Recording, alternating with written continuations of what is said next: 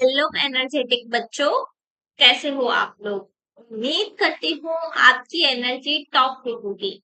मैं हूँ सानिया और आप सबका स्वागत है हमारे इस अमेजिंग लर्निंग प्लेटफॉर्म पे, जहाँ हम नर्सिंग की एंट्रेंस एग्जाम की प्रिपरेशन करते हैं।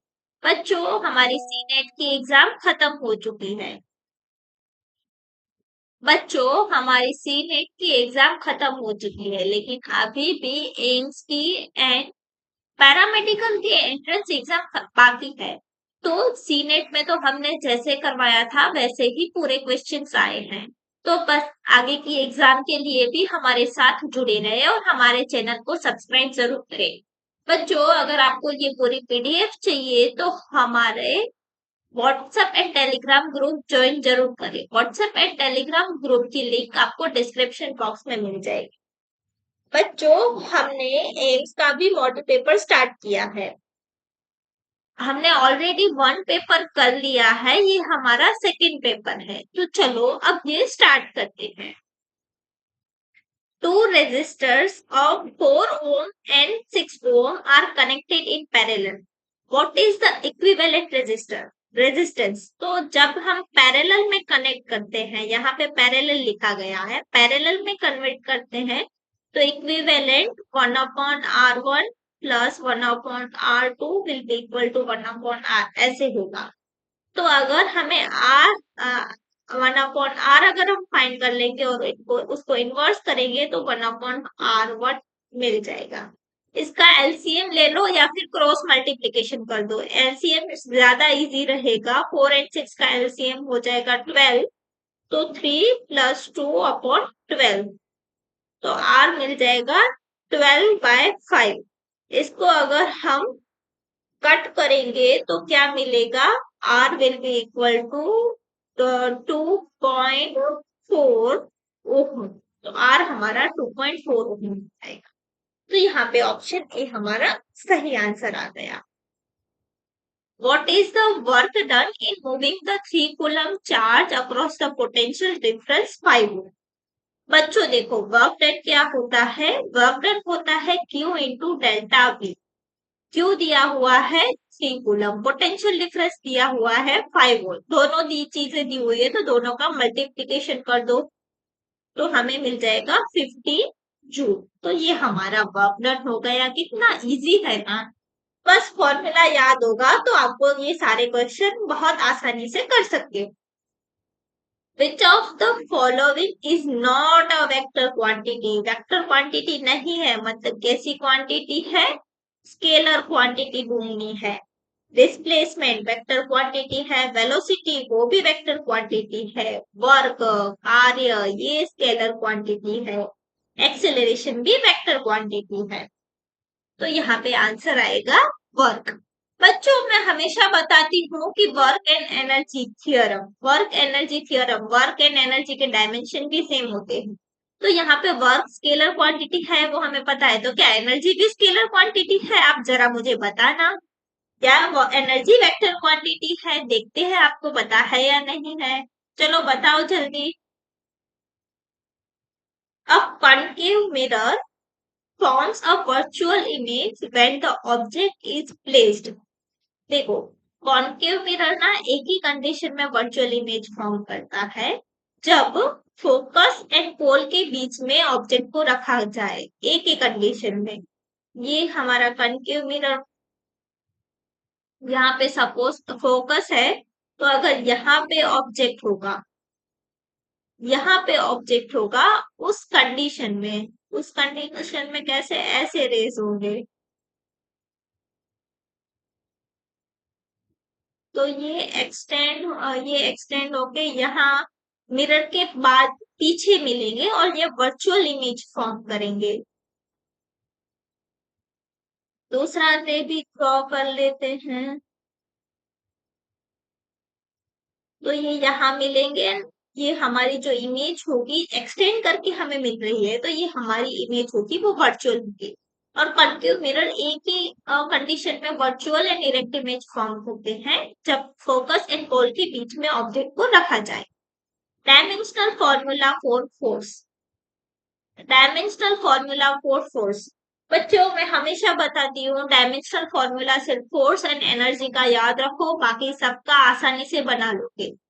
वेलोसिटी, एक्सेलरेशन, एरिया, वॉल्यूम वो सबका तो बन ही जाता है, उसमें तो कुछ टाइम नहीं लगता, वो उसका तो याद रखने की जरूरत नहीं है, फॉर्मूला पता है तो बन जाता है। लेकिन फोर्स एंड एनर्जी का याद रखो, बाकी सब बना सकते। तो यहाँ पे फोर्स का पूछा गया है तो फोर्स का याद होना चाहिए mlt-2। तो यहाँ पे आंसर आएगा mlt-2। बच्चों देखो अगर हमें फोर्स का पता है और प्रेशर का नहीं पता तो प्रेशर हम फोर्स बाय एरिया से निकाल सकते हैं ना। तो बस ये निकालो और मुझे बताओ कि इसका आंसर क्या आ रहा है, प्रेशर का डायमेंशनल फॉर्मूला क्या होगा। What is the escape velocity from earth surface approximately.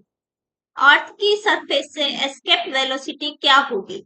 तो एस्केप वेलोसिटी का फॉर्मूला अगर आपको पता होना चाहिए इसके लिए, तो एस्केप वेलोसिटी का फॉर्मूला होता है 2gme बाय आर ई।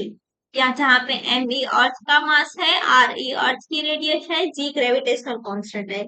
ये सारी वैल्यूज अगर आप इसमें रखोगे तो आपका आंसर आएगा 11.2 किलोमीटर पर सेकेंड। क्वेश्चन नंबर 7 है which law states that the current is directly proportional to potential difference. ये तो हमने अभी ही किया, current is directly proportional to potential difference, इससे हमें मिला V is equal to I R. ये हमें ये कौन सा लो है ये तो आप सबको पता ही है, ये ओम का लो है, इसीलिए यहाँ पे आंसर आएगा ओम। In which medium does light travel fastest.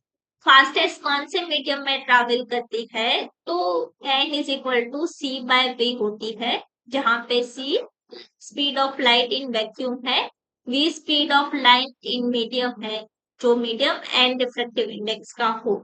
तो ये जो c है वो मैक्सिमम है, उससे ज्यादा कभी भी c की वैल्यू नहीं होगी। और ये कितनी होगी, 3 × 10⁸ मीटर पर सेकेंड, और ये हमेशा वैक्यूम में होगी, इसीलिए हमारा आंसर आएगा vacuum. A body is moving in a circle with a uniform speed, which of the following is true. ये तो हमने अभी ही एक क्वेश्चन किया कि अगर हमारा यूनिफॉर्म स्पीड में है,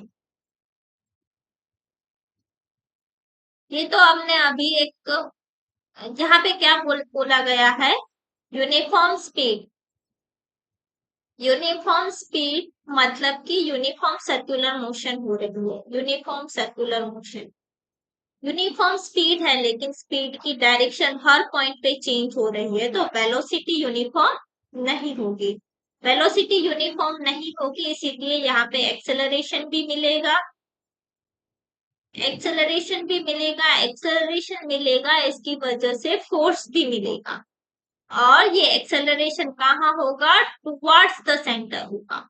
तो वेलोसिटी कांस्टेंट नहीं है, एक्सेलरेशन भी जीरो नहीं है, नेट फोर्स भी जीरो नहीं है, एक्सेलरेशन टुवर्ड्स द सेंटर होगा, ये हमारा आंसर आएगा। ठीक है बच्चों, ऐसा यूनिट ऑफ पावर ये तो अब आपको पता है, ये आप बताएंगे मुझे कि इसका आंसर क्या आएगा।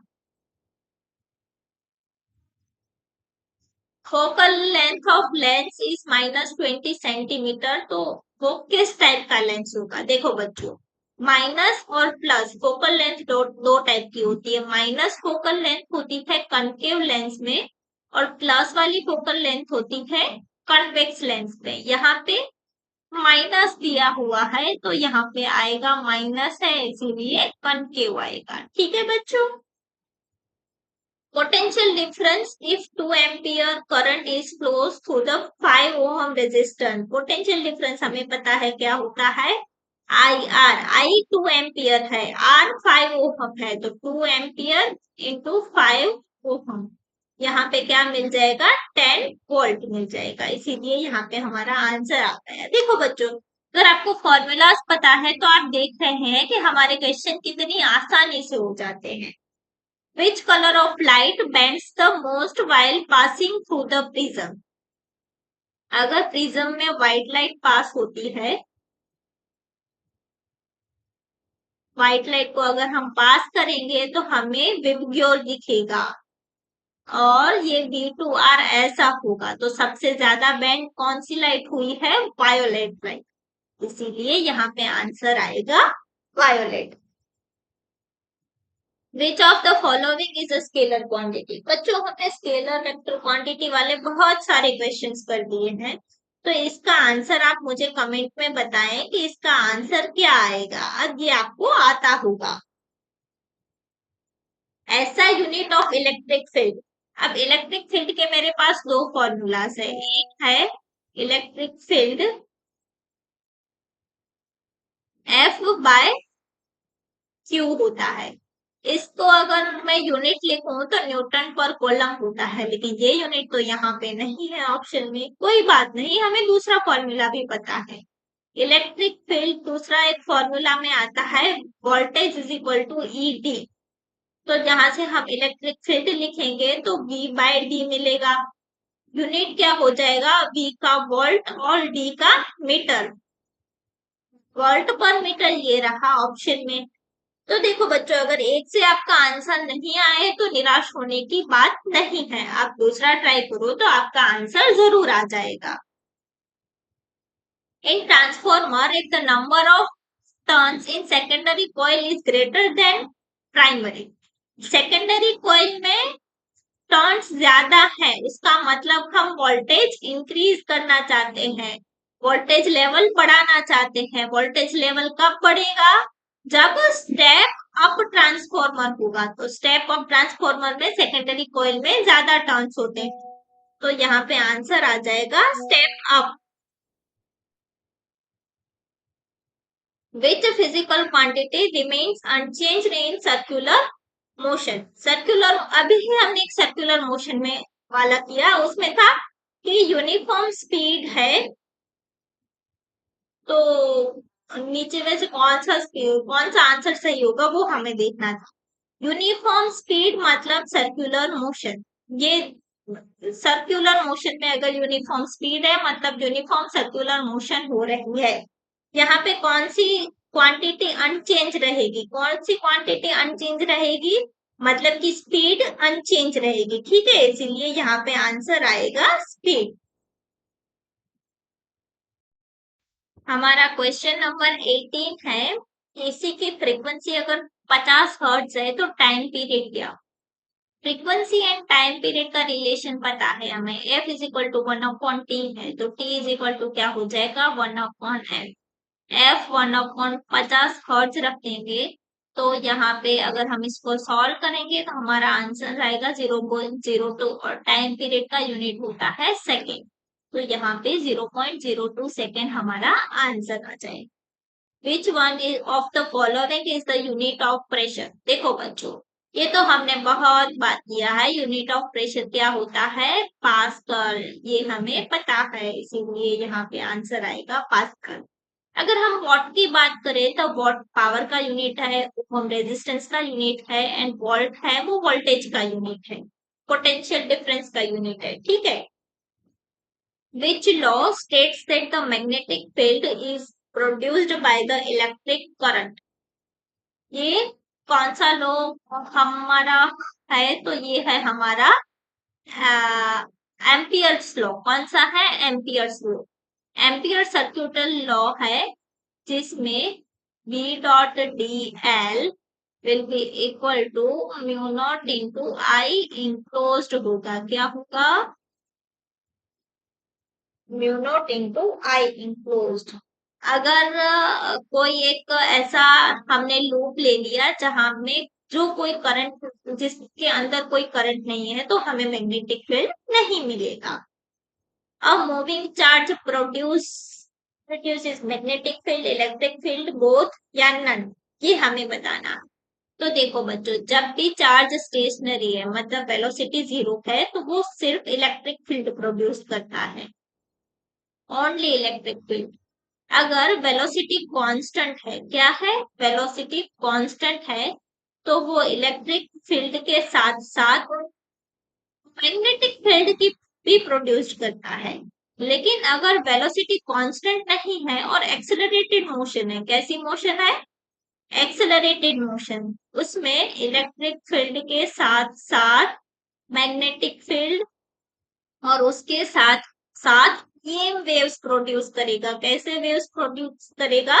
Electromagnetic waves. यहाँ पे मूविंग चार्ज सिर्फ बोला गया है, तो आंसर आएगा both electric and magnetic field. What is the time taken by light to travel from the sun to earth? ये तो जनरल नॉलेज का भी क्वेश्चन है कि लाइट को सन से अर्थ तक ट्रैवल करने में कितने मिनट लगते हैं? 8 मिनट। ये आप याद रख लीजिएगा बच्चों। विच mirror is used in solar cooker? अब सोलर कुकर में क्या होता है कि सारी हीट कोई एक पॉइंट पे कॉन्सेंट्रेट होना जरूरी है, ताकि सारी हीट एक पॉइंट पे कॉन्सेंट्रेट हो और वो हीट अप हो जाए। तो देखो, ऐसे सारी हीट एक पॉइंट पे कॉन्सेंट्रेट होगी एंड हमें वो पॉइंट पे हीट ज्यादा कॉन्सेंट्रेट होगी और हमारा खाना बन जाएगा। तो ये कौन सा मिरर कर देता है? ये कनकेव मिरर करके देता है। कनकेव मिरर कन्वर्जिंग मिरर है, इसीलिए कन्वर्ज करता है सारी रेज को एक पॉइंट पे। तो हमारा आंसर आएगा concave mirror. A ball thrown vertically upward with velocity 20 metre per second, तो मैक्सिमम हाइट क्या होगी वो पूछा गया। देखो बच्चों, मैक्सिमम हाइट का फॉर्मूला क्या होता है? H maximum is equal to U square by 2g। यहाँ पे यू इनिशियल वेलोसिटी है जो क्या है? 20 मीटर पर स्क्वायर, मीटर पर सेकेंड, उसका स्क्वायर अपॉन 2 इंटू जी की वैल्यू 10 लेनी है। तो इसको अगर आप सिंप्लीफाई करोगे तो आपका आंसर आएगा 20 मीटर। अगर आपको ये वाला फॉर्मूला नहीं पता है तो कोई घबराने की जरूरत नहीं है। वो वाला फॉर्मूला जो 3 फॉर्मूला है, v is equal to U plus A T, S is equal to U T plus half A T square, और तीसरा फॉर्मूला है v square minus U square is equal to 2as। ये वाले formulas आने ही चाहिए, क्योंकि ये फॉर्मूला इसी फॉर्मूला से डिराइव किया गया है। इस क्वेश्चन में अगर आप मैक्सिमम हाइट पे वेलोसिटी 0 होती है तो ये टर्म 0 आ जाएगा। यू स्क्वायर 20 दिया हुआ है, ए जी के इक्वल है, और एस की जगह पे एच रखोगे तो यही आंसर आएगा। आप रख के देखिए। Which law of the Newton defines the force? Force कौन सा लॉ डिफाइन करता है? तो फोर्स न्यूटन का दूसरा लॉ, सेकेंड लॉ डिफाइन करता है, जो है F is equal to M A मिला। जो कहा से मिला हमें? कि फोर्स है वो rate of change of momentum के इक्वल होगा। तो यहां से हमें मिला कि न्यूटन का सेकेंड लॉ से फोर्स का मैग्नीट्यूड पता चला हमें बच्चों। तो बच्चों, यहाँ पे हमारा मॉडल पेपर खत्म होता है। अब हम मिलते हैं नए मॉडल पेपर के साथ। तब तक बने रहे हमारे साथ। Have a nice day.